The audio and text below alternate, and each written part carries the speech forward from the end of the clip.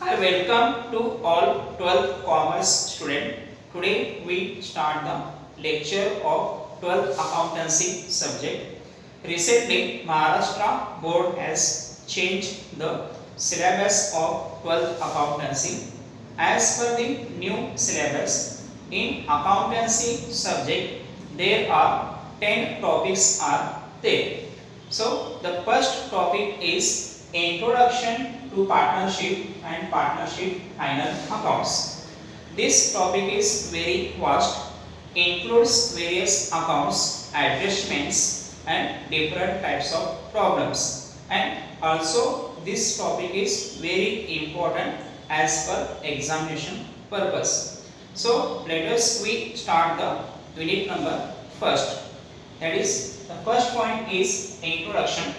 Introduction part includes, that is, the first one is, before start the partnership concept, firstly we understand the concept of sole proprietor concept, and student already this concept studied in the 11th standards. So sole proprietor concept means it is a type of business organization.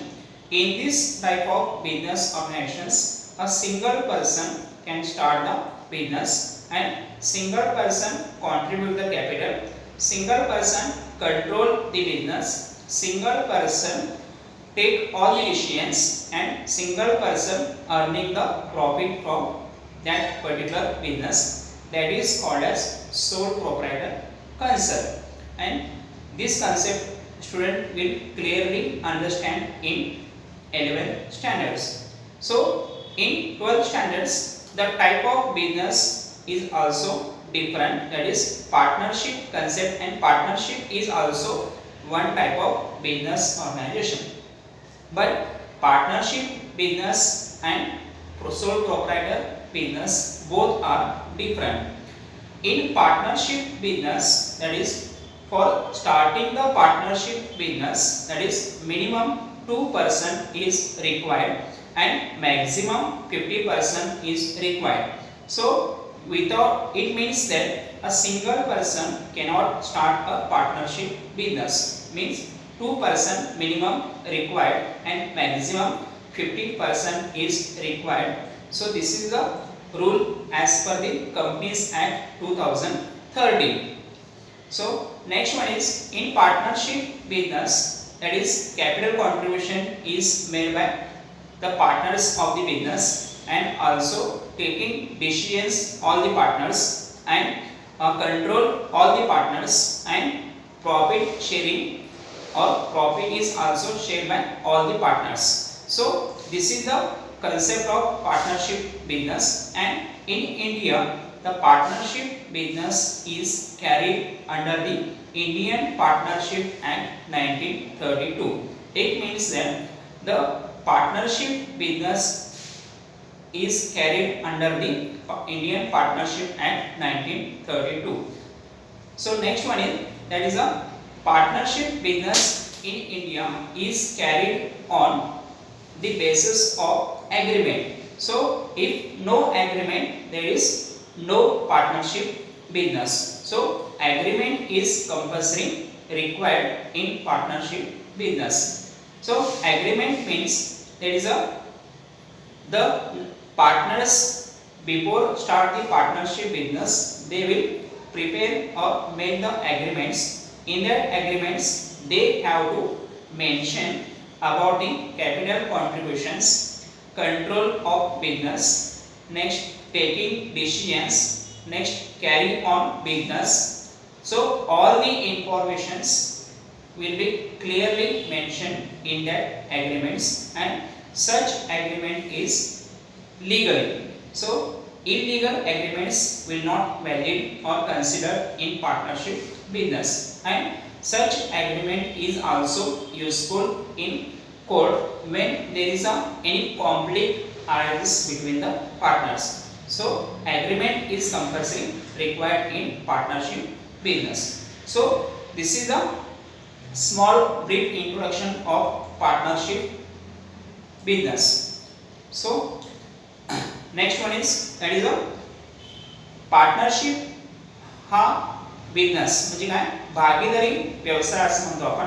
तर partnership business हे concept सुरू करायच्या आधी सर्व विद्यार्थ्यांनी 11वीला तुम्ही soul proprietor concept हा concept तुम्ही शिकलेले आहात. आणि सोल प्रोप्रायटर कन्सेप्ट म्हणजे काय असतं की ह्या व्यवसायामध्ये एकच व्यक्ती व्यवसाय सुरू करतो आणि तोच व्यक्ती का असणार की त्या बिझनेसमध्ये भांडवल आणतो आणि तोच व्यक्ती का असणार की सर्व निर्णय घेतो आणि तोच व्यक्ती का असणार की त्या व्यवसायामध्ये येणारा नफा त्या एका व्यक्तीचंच असणार आहे. त्याला म्हणतो आपण सोल प्रोप्रायटर कन्सेप्ट असं म्हटलं जातं. नेक्स्ट आहे तर पार्टनरशिप किंवा भागीदारी संस्था म्हणजे काय.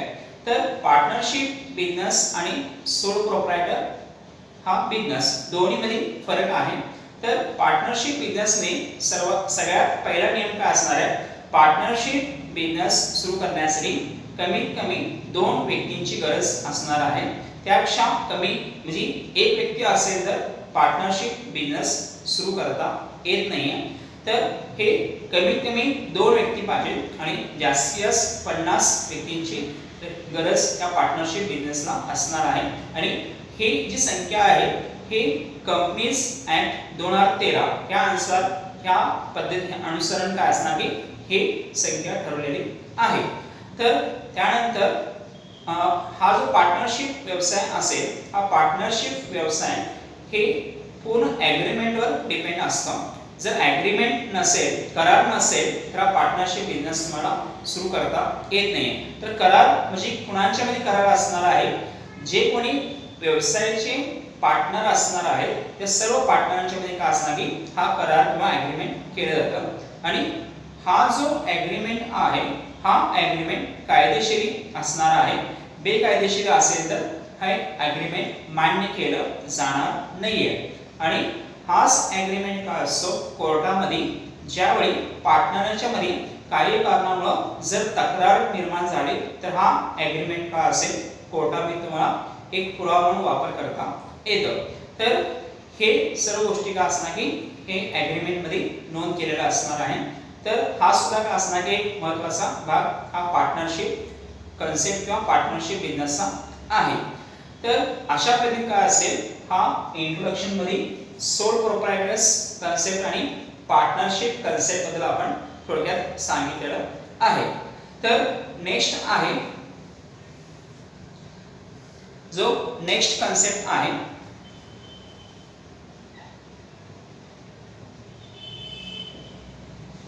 मीनिंग. तर सगळ्यात main meaning of partnership. Partnership means 2 or more person come together, carry on a business and sharing the profit or losses of a business. That is called as partnership firm or partnership business. So but also there is one definition is also given, that is definitions, that is Indian Partnership Act 1932 section 4 of the partnership as defined as it is the relation between persons who have agreed to share the profit of a business carried on by all or any of them acting for all. So this is the definitions given under the Indian Partnership Act 1932 section 4 defines these definitions. So by understanding the meaning and the definitions it is very clear that in partnership business that is 2 or more person is required.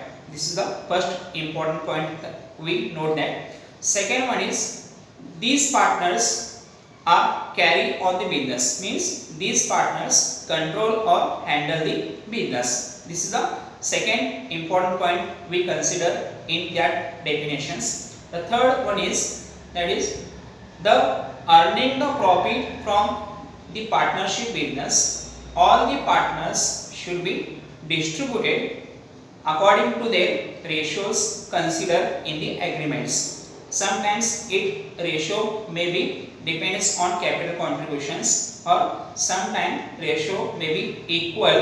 So whatever the ratios defined in agreements, on that basis the profit should be distributed among the partners.